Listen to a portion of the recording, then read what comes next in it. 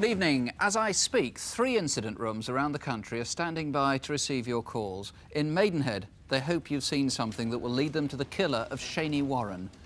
In Weston-super-Mare, police need to trace 70 potential witnesses to the murder of Helen Fleet.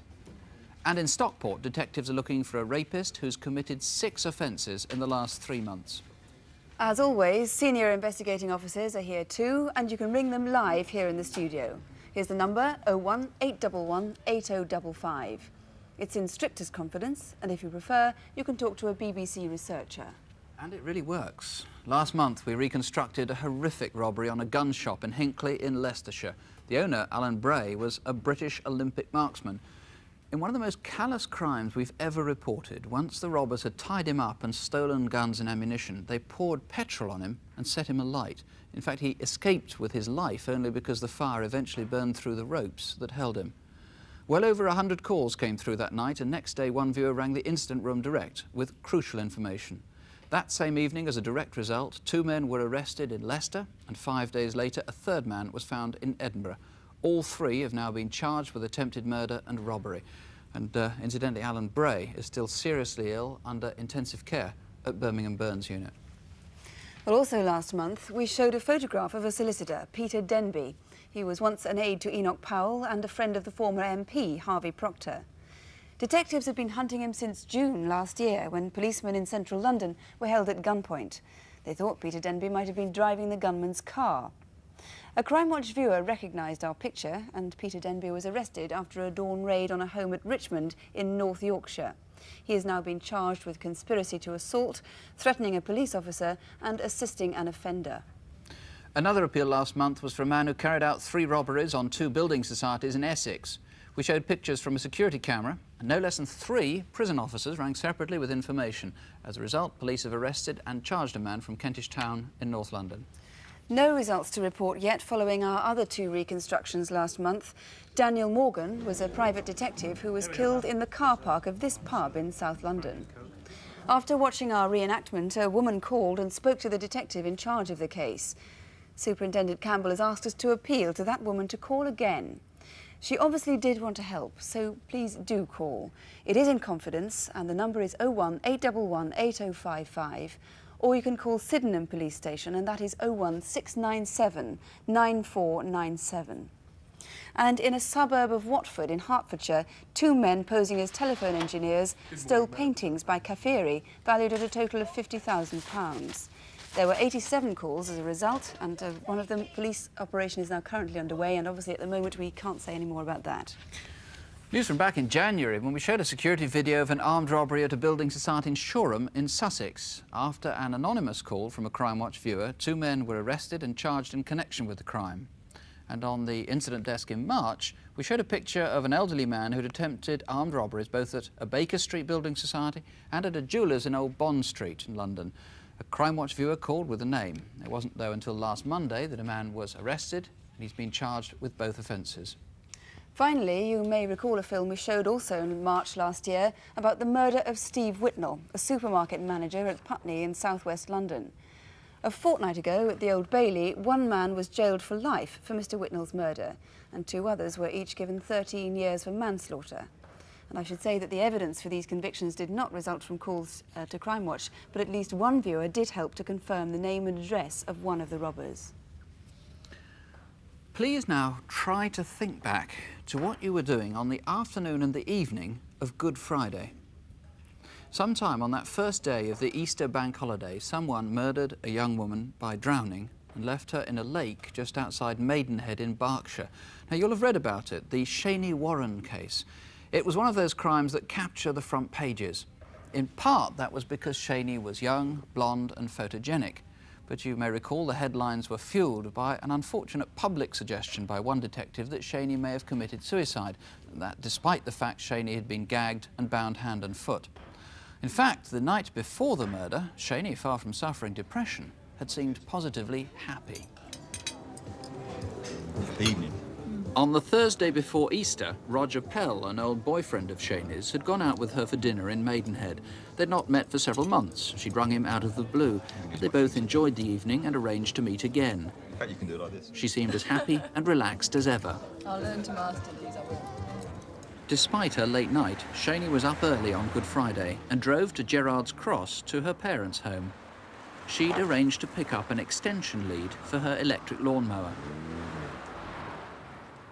Shani was 26, the youngest of 3 children. Her father, Joe, works from home. Her mother had gone that Easter weekend to the family flat in Bournemouth, where Joe and Shani were due to join her on Sunday lunchtime. Here's the lead. I've put a plug on it for you. Oh, thank you, Dad. That should be long enough for what you want. Great, thank you. Just as she left, she wondered who should do the driving when they went down to Bournemouth on Sunday to join her mother. Her father agreed he'd pick Shani up from home. Okay. Okay, Dad. Bye-bye. See you Sunday. Okay, sweet. Take care. Drive carefully. I will. See you Sunday.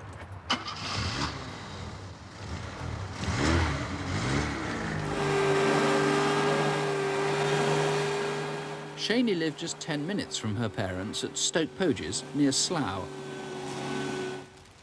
It took her till early afternoon to mow both the back lawn and the front.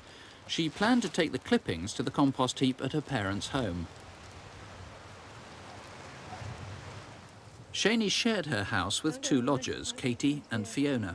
All 3 girls pottered round that afternoon, and Shani seemed to have no firm plans for the evening.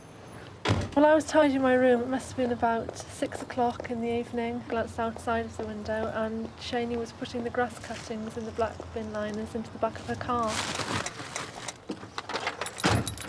She got in the car and drove off down the close. Just as Shani drove off, her mother phoned from Bournemouth but missed her. She never got the chance to speak to her again. 5 miles from Shani's home at the Taplow Lake lay-by on the A4 outside Maidenhead. At about 10 to 7, someone saw a black car which seemed to be in difficulty. The lay-by is used regularly as an overnight truck stop. About 1:30, 1:45, I came into the lay-by from the far end. I saw the car, so I dipped my lights thinking it was a courting couple. Drove past it, reversed in behind it, and the car was still there. As I came to put a padlock on the back of my trailer, I noticed the door wasn't shut properly, but didn't think anything more of it, so I just went home then. The next morning, the driver, Donald Ward, returned to his trailer. It struck me as being odd that someone would leave an A-registered car with the door obviously not locked, but I assumed that it had broken down and that whoever owned it had gone for a recovery vehicle of some sort. But other than that, I didn't pay any great attention to it. Many Easter drivers may have stopped on this section of the A4. The lay-by is just 5 minutes from the centre of Maidenhead on the London side. If you did stop or even pass there, you might have seen the car. And the Paddington-Reading railway line also gives a good view of the lay-by. Some 50 trains went past here between 6 and 9 p.m. on that Good Friday. The car was still here the following afternoon. Me and my wife Carol was coming down this lane, Easter Saturday, about 2 o'clock-ish, 1:30, 2, and we saw the black Vauxhall. And the door was open about 1 to 2 inches. And we just rode past, and about 45 minutes later we turned round and came back, and the car was still there. At 6:30, a woman walking her dog discovered Shani's body floating face down in the lake. She'd been gagged, her feet had been loosely bound with her own tow rope, a jump lead was round her hands behind her back. The other jump lead, later found in the lake, had been fastened round her neck. Shani died by drowning. Forensic tests have failed to establish time of death, but it seems likely she died on the Good Friday evening. When police examined the Cavalier, the driver's seat was reclined and a blank card in an envelope was on the floor. Shani's lighter was on the passenger seat. In front, on the floor, were the empty grass sacks and her watch. And under the steering column was an Easter egg intended for Roger Pell. Nearby, in the undergrowth, they found Shani's credit card holder, her tow rope bag, and a thank you card to Roger for the dinner on that Thursday night. When the police tried to move the car, they found it had gearbox problems. The Cavalier's shift selector had slipped, and it could only be driven in 3rd and 4th gear. The detective now in charge of the case is Superintendent John Childerley. Let's get this clear. We are now talking about a murder inquiry, not a suicide. We have always dealt with this as a murder inquiry from the very outset. Right. Now, there's no definite motive, is there? No, there is no injury to the body, there is no property that's been stolen, so there is no obvious murder. Yet there must have been thousands, literally thousands of potential witnesses. This is Good Friday, this is the A4. There must have been thousands of people driving up and down between, well, after the hour of about 6 p.m. on that Friday evening. Yes, and we're interested in anybody who drove past that lay-by from 6 p.m. on Good Friday evening. As you say, it was a very busy period. We would like particularly anybody who saw vehicles driving into or out of the lay-by to come forward, anybody who saw the black Cavalier in the lay-by, and anyone acting suspiciously in the area. Just so that people can get a fix on what that lay-by is, it's just the London side of Maidenhead. It's actually a road in itself, isn't it? In fact, it was originally the A4. It's the old A4, which has now been bypassed and consists of about 300 yards of old road. In particular, obviously you want anybody who has seen a car broken down there, anybody who went into that lay-by. There was a car seen broken down about a couple hundred yards away, wasn't there? Yes, there was a black saloon car about 200 yards Maidenhead side of the lay-by with the bonnet up and a man looking under the bonnet. We'd be interested to trace this man because this car may in fact have been Shani's vehicle, or if it not, we want to eliminate it. Right. Now there are a whole series of other things. She may have well, she must have dumped the grass cuttings somewhere. Now, thousands of people would have dumped grass cuttings on Good Friday. They'll have been out mowing their lawns. Anybody who looked like Shani, you want to trace? Well, Shani was a very attractive young lady, a blonde 26-year-old, driving a very smart car, and the sort of person you would have looked at twice. We have no sightings of Shani at present time from after she left home at 6 o'clock. She might, of course, have been seen making a phone call as well. That's a possibility. If the car broke down in that lay-by, there are 2 phone boxes about a quarter of a mile either side of the lay-by where she could have made a call. This is a replica of a fob and her keyring. These are missing, the original missing. They are indeed. And we would like to trace these keys. We've made a search of the lake and the surrounding area, and it may be that someone has come across these keys and disposed of them, or perhaps they even know somebody who's got them in their possession. And obviously we'd be very interested in that. John Childerley, thank you very much indeed. If you think you can help in any way, particularly if you've got any suspicions about anyone who acted oddly that night, it's Good Friday, remember. If you might have seen something relevant, if you have any thoughts, please don't just keep things to yourself. Our number, 018118055. This is live, so the detectives are here right now. Or you can ask for the Shani Warren Incident Room on Slough 31282. That's 0753, the code for Slough, 31282. Well, next now is Incident Desk, where we invite the police to appeal to you directly. Here are Constable Helen Phelps and Superintendent David Hatcher. We start this month with a murder in central London. Alicia Lamoth was 26. She was from the Philippines and she'd been in England just over a year. She had several cleaning jobs, including one regular one at 33 Cork Street in Mayfair, where she normally started at 7:30 in the evening. At 8:30 p.m. on Friday the 8th of May, she phoned a friend to say she'd nearly finished and would be leaving soon. But just after 10, the fire brigade was called when smoke was seen pouring from the building. Alicia's body was found on the 4th floor. She died from colossal head injuries. Whoever attacked her took over £500 from the office and 2 small tape recorders. One was an Olympus like this. It had the serial number 220491. And the second was a G mark for recording telephone calls. Alicia's handbag and a pair of blue shoes with white rubber soles were also missing. Her handbag had about £45 and a London bus pass in it. Alicia's murderer may have all or any of these in his possession.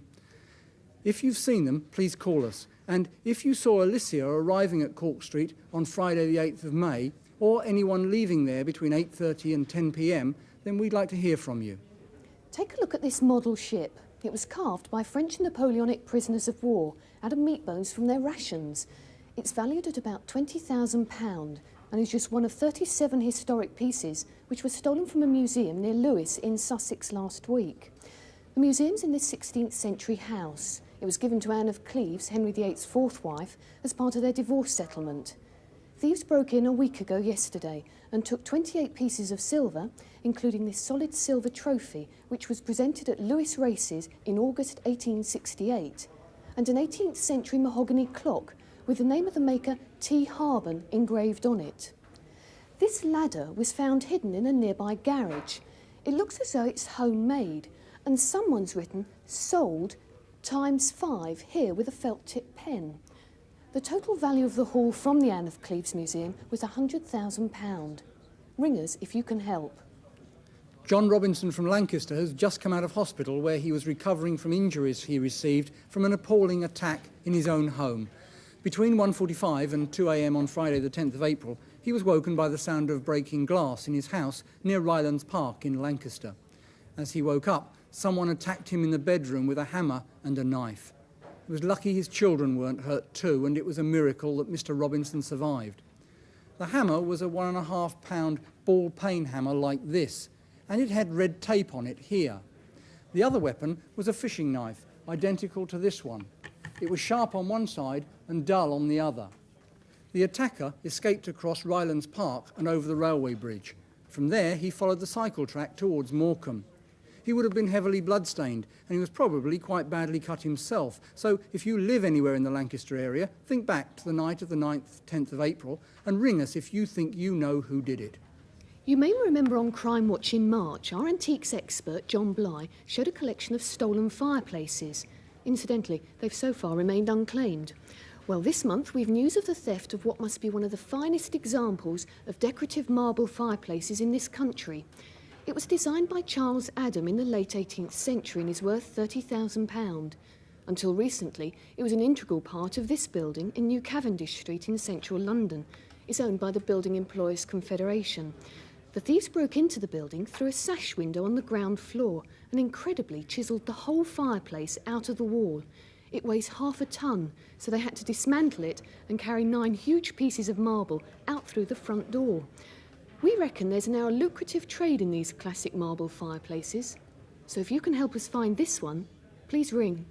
Finally, some pieces of jewellery and silver which would only be worth a few pounds but must have been very precious to the people who lost them. Each one has a personal motto or mark. First, a golden wedding ring, which simply says, "With love, Charles." What about this cross? It looks like a confirmation gift. It says Maria Story, 9377. These silver christening spoons are both engraved with the name Astrid, and she must be 68 by now because there's a date on the back, 7th of December, 1919. And perhaps this was a special Christmas present. It says, Mum, with love, Xmas 81. We've got some gold cufflinks with the initials OP on them, and some silver ones with J and F.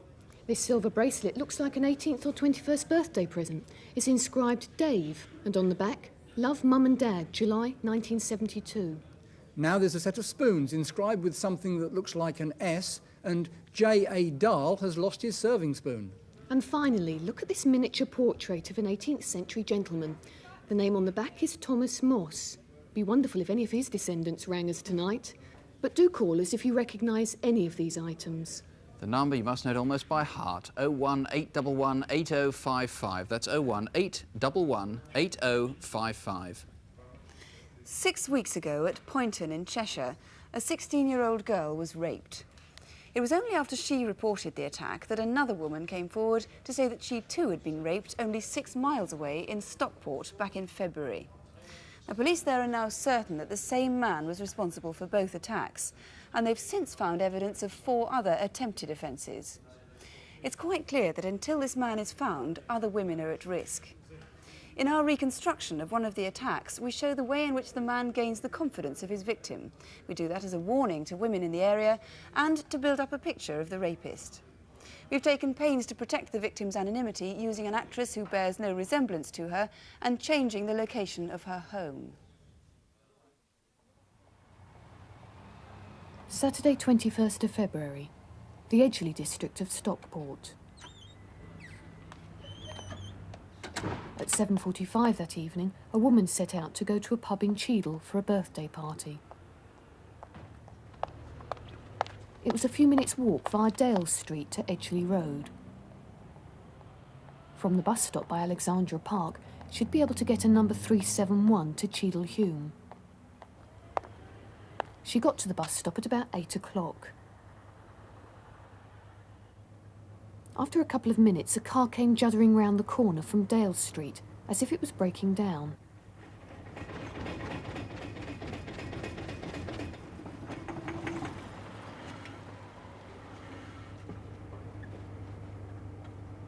The woman remembered the car was actually dark-coloured, and she thinks it was probably a Ford Cortina.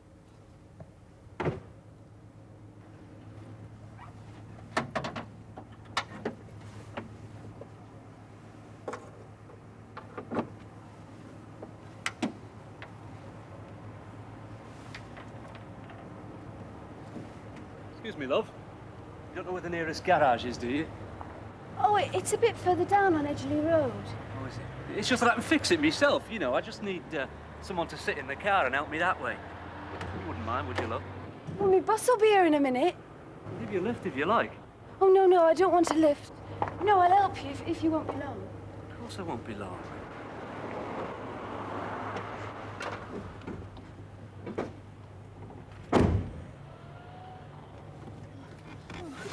Do as you're told, and you won't get out.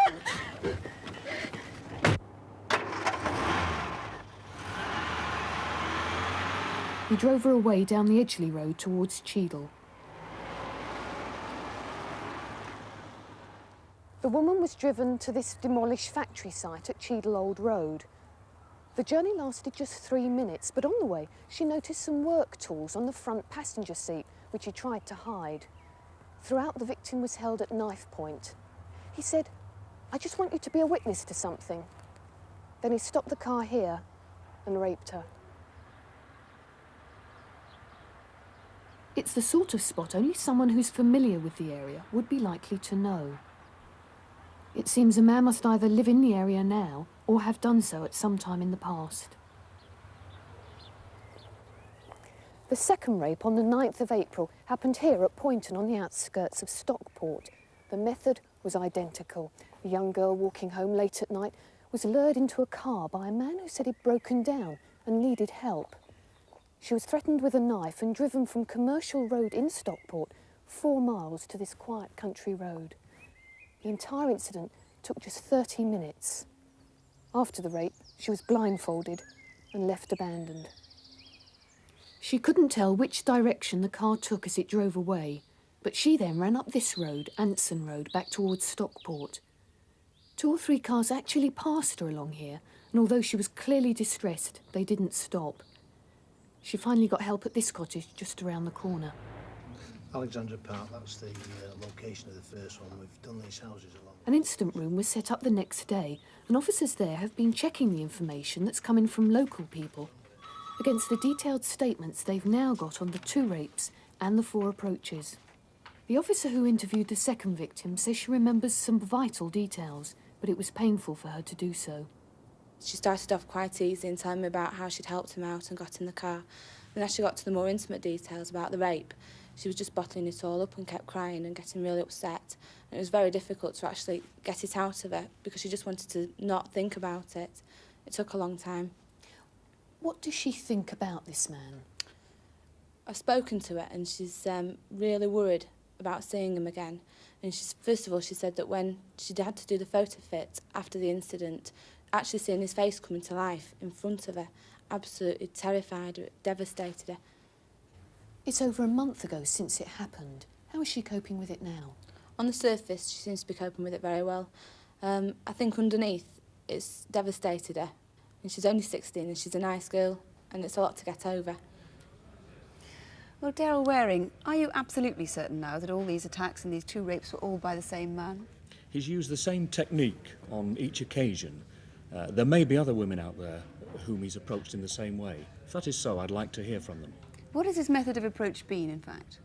He's brought the car to a standstill and simulated a breakdown, or he's parked the car in a side street with the bonnet up and made it look as if the car has broken down. So, as you said, the attacks have all been very close together. Perhaps if we could look at our micromap, you can tell me, first of all, where the 2 rapes took place. There's been a rape at Poynton in Cheshire, one about 8 miles away in Edgeley, Stockport, and a number of approaches within the Stockport district, within a radius of about 6 miles. And the 4 other attacks? They've all been approaches to women in the same manner. And there are motorways and main roads all round there. There's the M63 there and the M56. Are you absolutely sure he's a local man? I can't discount the fact that he could have come in from the motorways, but I'm minded with this particular case to look to a local man. And you've been given a very good description of him, so that's hopeful. Can you describe him for us? Do our video fit? Yes, he's about 25 to 35 years of age, 5'10" to 6 foot tall. He's moderate to athletic build, got a round face, and I'm particularly interested in his hair because I have reason to believe it's lightish brown and it's been streaked, and I understand that that streaking may have been done when he had his hair styled on the 9th of April. How do you know that? He was seen on the 8th of April by a woman whom he approached. On that occasion he was unkempt, his hair was unkempt. The following day when he committed the rape, the woman says that his hair was styled and it had been streaked. So maybe local hairdressers might recognise him. Yes, if there is a local hairdresser who remembers this man and having styled his hair, I'd be keen to hear from her. Now, one of the victims describes seeing an assortment of tools on the front passenger seat of the car. The victim of the rape in Edgeley saw tools on the front passenger seat, and one of those was a ball-peen hammer similar to that. There were 2 or 3 other tools, wooden handled, which may indicate that this man had been doing some work in the neighbourhood. Right, and he had dirty fingernails, and so he could maybe have been a mechanic, because there are certainly different descriptions of the car he was driving. That's right. On that occasion he did have fingernails which indicated he may have been doing some manual work. Right, and there was a sticker in the front windscreen, so we could have a look at. That was the car that the victim thought he was the first victim. The sticker, in fact, was in the windscreen of the rape at Poynton, the car that was used on the rape at Poynton. That was in the centre of the windscreen, at the base, close to the dashboard. The sticker was in a very unusual position and may, in fact, have obscured his view as a driver. Because most victims thought they saw a sort of hatchback car. That's right. The hatchback type of vehicle is the type I'm interested in, a small Fiesta style. And maybe with a sticker in the front windscreen. Yes. Now, the most recent victim lost 3 rings in his car. If we could have a look at those. You've brought them in. Yes, she removed from her fingers these 3 rings, or rings similar to these rings, because she thought that she may be robbed. She secreted these under her sleeve, but of course in the events that followed, they may have been shed into his car. If anybody has been offered rings of this kind, or knows of anybody who's acquired them recently, or been sold them, I'd be anxious to hear from them. So you feel somebody around the Stockport area must know this man? I'm confident that some mother, some wife, some girlfriend has a good idea who this man is, and I'm anxious to hear from that person before he humiliates any other woman. Well, if you can help in any way, and particularly if you have any suspicions as to who that man is, please do call us here on 01 811 8055, or you can call the detectives in the incident room, and that's on 061 855 4904. That's 061, the code for Manchester, 855 4904. Now, television's version of the wanted poster, Crimewatch Photo Call. Tonight, 4 faces of people you might know or might have seen. Here to describe them, David Hatcher and Helen Phelps. First, we'd like you to look at this man. His name is Raymond Burge, he's 53 and he comes from Taunton. He may have information which could help us solve nearly 200 cases of deception in almost every county in the country. Gyrobank Transcash forms have been used to buy goods for up to £60. The forms are really only paying in slips, but shopkeepers have been conned into taking them as payment. The most recent case was in Grimsby just last week. We think Raymond Burge may be able to help us with our inquiries. If you've seen him or know where he is, ring us now. And do you know this man? He's pictured here robbing a Leeds Building Society in Prestwich, Manchester on the 19th of March when he produced a gun and demanded cash. His coat was dark blue and quilted. The hood seemed to be part of a separate dark blue cagoule, and his accent was local. But look again at his face, because we think that he was wearing a false nose. So don't let that distract you. If you can recognise him, give us a call. Now the face of a man who may be able to help with inquiries into the murder of 20-year-old Richard Henvey. He was stabbed to death in a fight at the Empire Ballroom in Leicester Square 7 weeks ago. 1,700 people were at Radio London's Soul Night Out that evening. The rather poor quality security video shows one man who hasn't come forward yet, but who police think could have important information. This was recorded as he entered the building around 10 o'clock that night. If you recognise him, please ring us now. And finally, Mr. Johan van der Velde. We'd like to speak to Mr. van der Velde in connection with a fraud. His catering company, J. van der Velde and Company, this is their calling card, has obtained £80,000 worth of goods without paying for them. Mr. van der Velde has disappeared and some of the smaller suppliers have lost a year's profit. The picture shows him on stage. We don't know what the show was or where it was on, but perhaps the other actors who happen to be in the photograph may be able to help us find him. Mr van der Velde was last seen near Ware in Hertfordshire. He has a South African accent, is a Keep Fit fanatic and claimed to be an arms dealer. If you know where he is, or if you recognise any of the other faces on tonight's photo call, there's the number 01 811 8055. If you can help, the number again, 01 811 8055. Tonight's final reconstruction is from Avon and Somerset, from the seaside town of Weston-super-Mare. In the summer season, Weston is a hugely popular holiday resort, attracting families from throughout the British Isles. A large number of people have settled there to retire, and 2 months ago, a 66-year-old resident was attacked in a wood nearby and killed. It was a Saturday morning at the end of March, a time of year when local residents had the place largely to themselves. The bay and beach at Weston are spectacular. At the north end, the old town overlooks the sea, and above the houses is Walbury Hill. Once the site of an ancient fortress, it dominates the town. The dense woods here are a great attraction to walkers and explorers.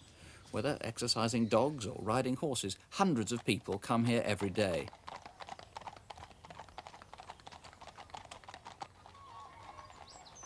It's Saturday, March the 28th. Down in Weston, number 38 Osborne Grove. It's 9 o'clock in the morning, and Helen Fleet is preparing for the day. Windy weather seems to have turned around, but the London Weather Centre tell us that conditions will still be pretty miserable when the boat race starts in about 3 hours' time. Helen was 66 and enjoying her retirement in the house that she and her sister Betty had bought 4 years before. A new look at another cricket immortal, Dr. W.G. Grace, revealed in a new play called The Champion. But at 6 minutes past 9 o'clock, let's go down the river now. Helen came originally from the north of England. She lived in Crewe until she was 18, just before the war. Helen joined the ATS and trained as a lorry driver. She then transferred to the Women's Royal Air Force. She fell in love with a Spitfire pilot who was killed in action over Italy. After the war, she married, but it didn't last. She married again, but 20 years ago was widowed. She found fulfillment when she took up a successful career organising trade exhibitions for an Oxfordshire engineering firm. In retirement, her greatest joy was her 2 small dogs. Don't be a minute, loves. We go walkies. Be patient. Good boys. But is there any activity on the river at the moment? Morning, Helen. Hello, dear. Hello, dogs. Made some tea. Will you be ready right after breakfast? Yes. Well, I'll drop you off on the way up to the woods. Helen intended to go to Walbury Hill to walk the dogs, but her sister wanted to go shopping for a blouse. Helen promised to drop her off and then pick up some bread they needed. And I might just buy you a couple of those donuts you're so fond of.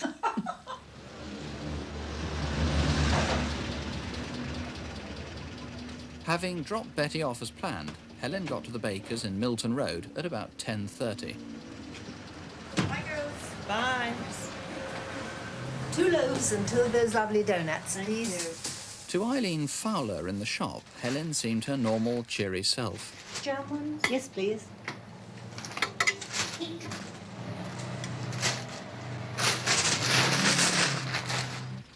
At 10:50, Helen was seen parking at Walbury Hill Road. She parked in her normal spot. Come on, here we go. Walkie talkies, come on, Bilbo, Cindy. Helen walked the dogs here twice a day, normally for over an hour. Come on, Bilbo. She suffered from emphysema, so she got tired quickly, but she still covered her usual route of about a mile. On a March morning, nearly everyone in the woods would be riding horses or, like Helen, walking dogs. But at around 11:30, these 2 girls noticed a young man in a ski jacket walking alone. 50 minutes later, at about 12:20, Helen was nearing the end of her walk. About then, 3 separate witnesses heard a series of piercing screams.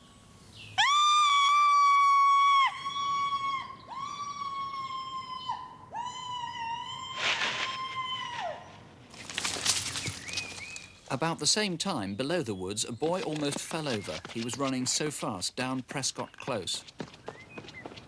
20 minutes later, a friend of Helen's, Sylvia Lewis, was starting her walk.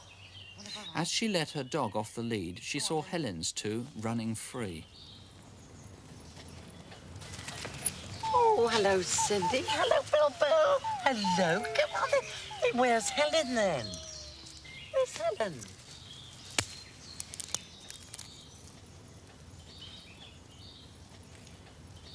Come on, show me where she is. Helen? Helen? 50 yards away, a boy in an anorak was seen by a witness who was waiting for a bus to leave. But you'll have to wait until the, my leaving time, which is about 4 minutes. Oh, thank you. Cindy? Cindy? Hiya, Helen. Cindy? Oh, I don't know what...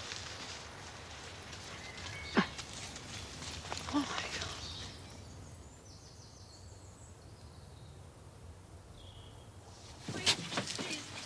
Wait a minute. Wait, please. Can somebody help me? It's my friend. She's lying in the wood. I think she's been attacked. All right, Please, all could right, you come and calm down. help me? I'll come and see what I can do.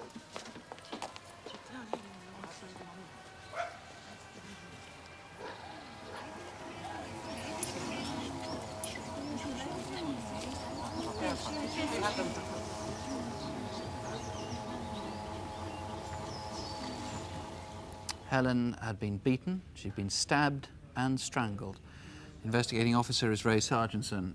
Not only a very, very violent attack on her, but apparently quite motiveless. That's right, a very vicious attack on a frail lady, totally unable to defend herself, who in addition to being stabbed, beaten about the body, was also strangled. Now, the great priority, obviously, is to find those young men in anorak, ski jackets or whatever, who were in the wood on that day, haven't yet been interviewed. Yes, indeed, yes. It's Saturday the 28th of May. Obviously, all young people who were in that wood, anybody under the age of, what, 22, 23, should come forward. Yes, anybody in the wood. On the 28th of March, who was in the wood during the times of between 10:45 and 12:30 should come forward, with a large number of people that we haven't yet traced who we know were in the woods during the time. I gather something like 70 people who are in the woods, you think, who haven't yet come forward. That's right. From other statements of other witnesses, they've told us of descriptions of persons walking dogs.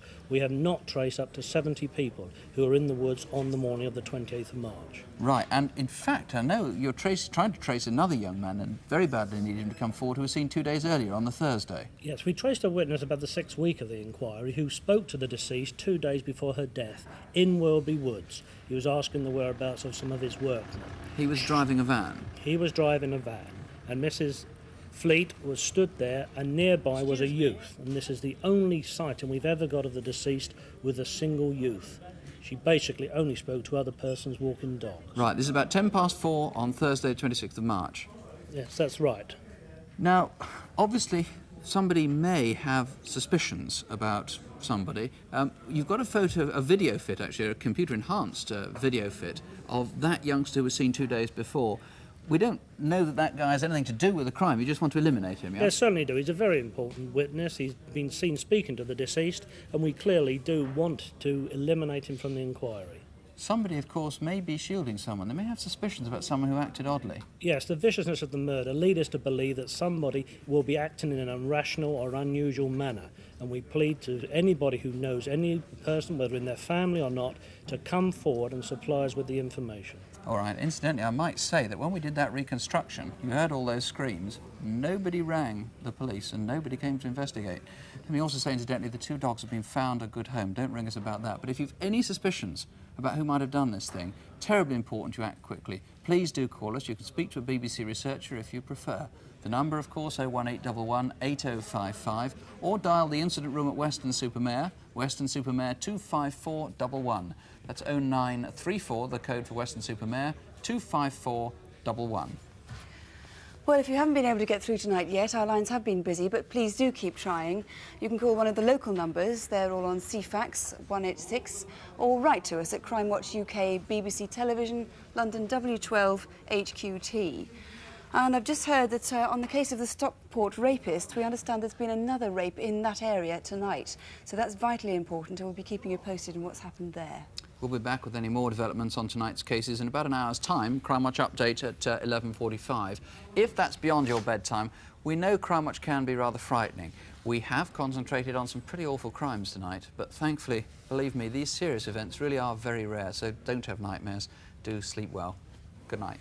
Good night.